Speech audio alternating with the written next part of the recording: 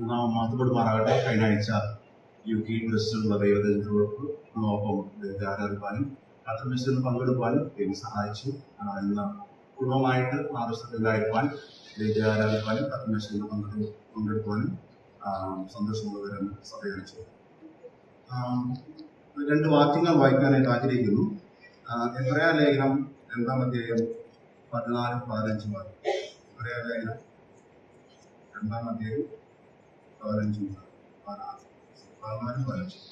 മക്കൾ ജഡരക്തത്തോടു കൂടിയവരാകൊണ്ട് അവനും അവരെ പോലെ ജഡരക്തത്തോടു കൂടിയവനായി മരണത്തിന്റെ അധികാരിയായ പിശാചിനെ തന്റെ മരണത്താൽ നീക്കി ജീവൻ പരത്തിയും മരണഭീതിയിൽ അടിമകളായിരുന്നവരെയൊക്കെയും വിധിച്ചു. രണ്ട് വാക്കുകളാണ് എന്നെ ചിന്തിപ്പിച്ചത്. ഒന്ന്, ഭീതിയാൽ അടിമകളായിരുന്നു. രണ്ട്, വിടുവിച്ചു. നമ്മളിന്ന് ദൈവത്തിന്റെ സന്നിധിയിൽ കടന്നു വരുമ്പോൾ പാപത്തിൽ ജനിച്ച് ജീവിച്ച നമ്മുടെ ഭൂതകാലത്തെയാണ് നമ്മൾ ഓർക്കുന്നത്. അതിന് കാരണമായി തീർന്നത് ഏക മനുഷ്യന്റെ അനുസരണക്കേടാണ്.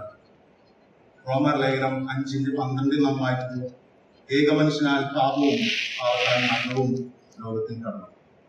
ഇങ്ങനെ എല്ലാവരും പാപം ചെയ്യുകയാൽ മരണം സകല മനുഷ്യനും പരന്നു. എന്നാൽ ഈ പാപത്തിൽ ജനിച്ച് ജീവിച്ചതുകൊണ്ട് നമ്മുടെ നീതി പ്രവൃത്തികൾ കൊണ്ട് നമ്മളെ വിടിയിക്കുവാനായിട്ട്, നമ്മളെ തന്നെ വിടിയിക്കാനായിട്ട് നമുക്ക് കഴിവുള്ളതല്ല. അതുകൊണ്ട് ദൈവം തന്നെ ഈ ഭൂമിയിലേക്ക് കടന്നു വന്നു. നമ്മൾ വായിക്കുന്നത്, അവൻ ദൈവരൂപത്തിലിരിക്കെ ദൈവത്തോടുള്ള സമത്വം മുഖ്യപിടിച്ചു കൊള്ളണമെന്ന് വിചാരിക്കാതെ ദാസരൂപം എടുത്തുകൊണ്ട് ഈ ഭൂമിയിൽ കടന്നു വന്നു. ലക്ഷത്തിൽ മനുഷ്യനായി മരണത്തോളം അനുസരണമായി തീർന്ന കർത്താവിനെ നമ്മൾ ഓർക്കുന്നു. ഏകന്റെ അനുസരണക്കേട് നമ്മൾ ഉൽപ്പത്തി പുസ്തകത്തിൽ കാണുന്നത് പോലെ പുതിയ നിയമത്തിൽ കടന്നു വരുമ്പോൾ ഏകന്റെ അനുസരണം നമ്മൾ കാണുന്നു. ഇന്ന് രാവിലെ ദൈവത്തിന്റെ സന്നിധി കടന്നു വരുമ്പോൾ നമ്മെ വിളിച്ച ആ ദൈവത്തെ നമുക്ക് ഓർക്കാം. മരണത്തിൽ നിന്നും നമ്മളെ വിടുവിച്ച് നിത്യജീവനിലേക്ക് കൂട്ടിക്കൊണ്ടുവന്ന കർത്താവിന്റെ കൃപയെ നമ്മൾ ഓർക്കാം.